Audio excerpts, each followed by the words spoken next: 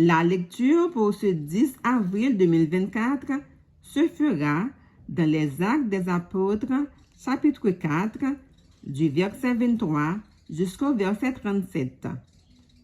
Actes des Apôtres, chapitre 4, verset 23 jusqu'au verset 37. Je lis pour vous.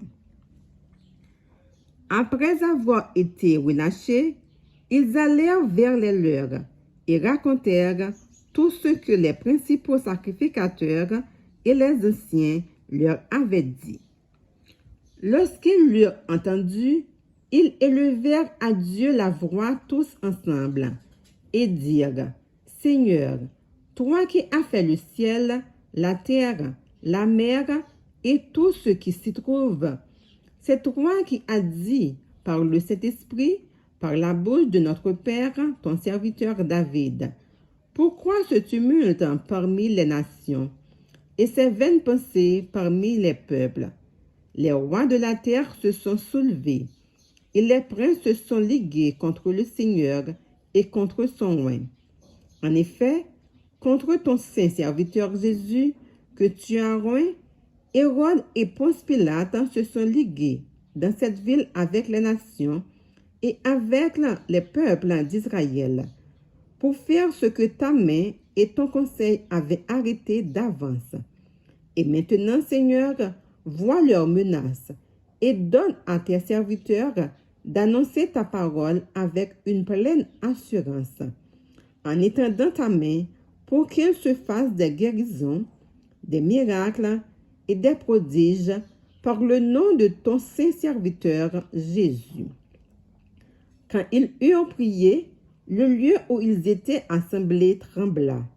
Ils furent tous remplis de cet esprit et ils annonçaient la parole de Dieu avec assurance. La multitude de ceux qui avaient cru n'était qu'un cœur et qu'une âme. Nul ne disait que ses biens lui appartinssent en propre, mais tout était commun entre eux. Les apôtres rendaient avec beaucoup de force témoignage de la résurrection du Seigneur Jésus. Et une grande grâce reposait sur eux, car il n'y avait parmi eux aucun indigent. Tous ceux qui possédaient des champs ou des maisons les vendaient, apportaient le prix de ceux qu'ils avaient vendus et le déposaient aux pieds des apôtres. Et l'on faisait des distributions à chacun selon qu'il en avait besoin. Joseph, surnommé par les apôtres Barnabas, ce qui signifie fils d'exhortation, lévite originaire de Chypre, vendit un champ qu'il possédait, apporta l'argent et le déposa aux pieds des apôtres. Parole du Seigneur. Amen.